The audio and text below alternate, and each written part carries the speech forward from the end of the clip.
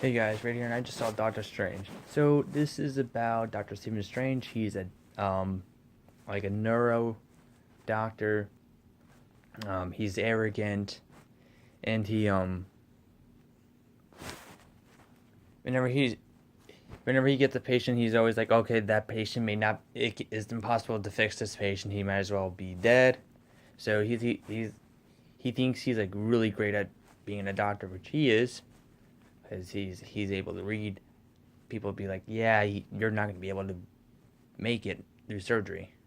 So he's on the road one day driving in his like really nice car, and since this is an action movie, that really nice car eventually has to get demolished in the most brutal way possible.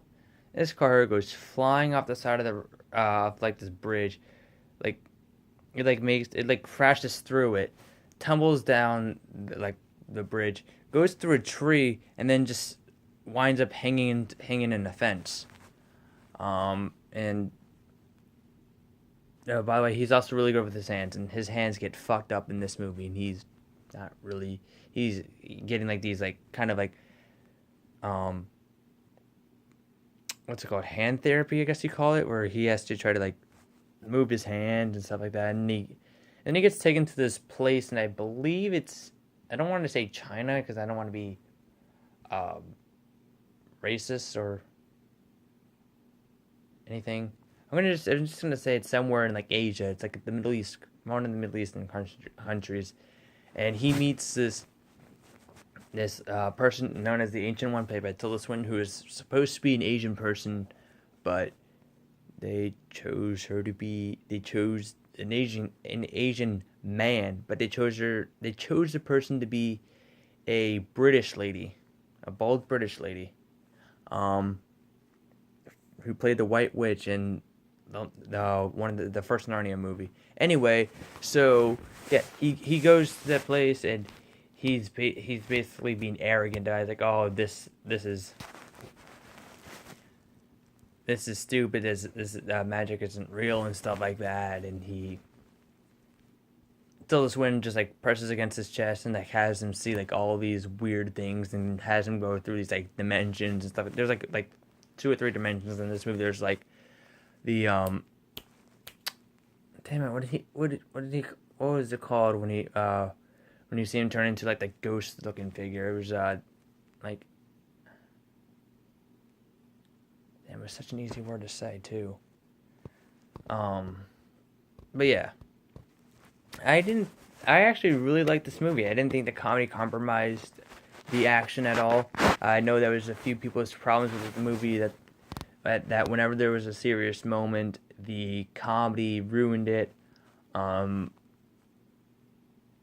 I guess if I had to pick a scene, there's probably like one scene that did it. And it's the only scene I noticed that it did it. But other than that, I didn't think the comedy compromised any serious scenes. So, and this movie is a lot shorter than I expected. Thank you, Flixsters, or should I say, Rotten Tomatoes. You said this movie is 2 hours and 10 minutes long. When clearly on every other website, Google, IMDb. Guys, if you want to know how long a movie is, type it in Google, go to IMDb. Do not go to Flixster/Rotten Tomatoes because they are liars. I mean, just look at the score for Suicide Squad. This movie is an hour and 55 minutes long. It's like the same length as Ant-Man and the Incredible Hulk. So, yeah. Fucking liars. Uh, so, yeah. This movie, oh, yeah, we also have Mads Mikkelsen, who's the villain. Mads Mikkelsen? I don't know. I don't know. I just recently started hearing about this actor. Like, I know he's been around since like at least like the mid '90s. I know he's done like a few movies. Like one of them, was he in Pusher? Was he the guy in Pusher? I think, or I don't know. He's in one of those kinds of movies. And what was I gonna say? I don't know. I whenever I heard his name, I just thought it was like some weird. I just thought it was like a weird person. Mads Mikkelsen, like, kind of sounds like a character in a movie, not a real life person. But whatever. He was good in the movie. In my opinion, he was one of the better. villains, he was. I think he was way better than Ultron. I think he was better than Ronan. Um, better than Red Skull, or no, he was better than Ronan, and he was better than Ultron. I could say that. He's probably one of my favorite villains in the MCU. I didn't think he was terrible. I thought Mads Mikkelsen was a really good villain in this movie. Um, could they have used him more? I don't know. I thought they used him perfectly in the movie. Um, this is an origin story, so you are going to get some similar aspects. You are going to have the Iron Man comparisons in this movie, because there are tons of comparisons. But within that, this movie has a very different feel to it. The scenery is all different. The way the movie looks is different. Everything about the movie is like different, but it does have that Marvel beat to it, which is not a bad thing. It's able to distinguish itself by the way the visuals look, and the visuals in this movie were outstanding, like pristine quality visual effects, like crystal clear special effects. The way the cities would like fold into each other, that was fucking awesome. I saw this movie in IMAX, and when he's like falling through the sky and you see him like falling into like a folding city, that was just mind-boggling. It was mind-boggling in Inception also, but Inception had it for like a few scenes. This movie probably pretty much. This movie actually also had like 2 scenes also, but still, Mads Mikkelsen pretty much plays this character that can. I don't want to say bend. He could bend anything around it. Like he could bend buildings and like change their forms and have them like look like this cool kaleidoscope type looking things, and just like, I don't know. It's hard to explain. I can't really explain it well, but I thought his character was really cool in this movie, and Amy Adams, no, not Amy Adams, Rachel McAdams was good in this movie for what she was in. She was only had like 5 scenes in this movie. Nice to see that the MCU is getting more and more Canadians in this movie. In their movies, I appreciate that.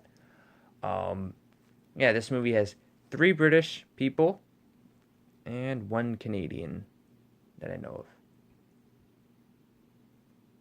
Rachel McAdams, aka Regina George from Mean Girls. So I'm not sure where to rank this as for my favorite Marvel movies. It's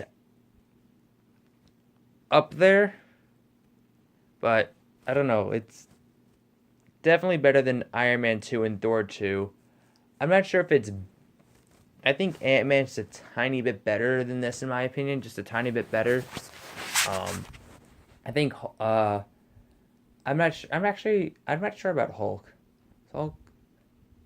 Better than, in my opinion, this is better than Thor, the first Thor. Better than the first Captain America. Yeah. You know what? I'm going to give this movie 4.5 out of 5 stars. Definitely one of the better Marvel movies. And I just don't think it deserves a perfect 5 stars. Just something about it. Maybe I got to see it again. Maybe it might change my mind. But I'm not going to give it a perfect score right now. I think I'm seeing it again next weekend, though, with my school, because they said we're going on a field trip, and they said that they're going to take us to go see Doctor Strange. Well, everybody screamed out Doctor Strange, so they're going to listen to us and take us to go see Doctor Strange next Friday. So, probably be seeing. I'm most likely seeing Doctor Strange again next weekend. Yay! I get to see it twice. But yeah, 4.5 out of 5 stars. Don't see Trolls this weekend. See this movie. This movie deserves the money, and perhaps maybe see Hacksaw Ridge. Because that's getting great reviews also. This and Hacksaw Ridge pretty much has the same score on Rotten Tomatoes. Actually, Hacksaw Ridge is a little bit lower.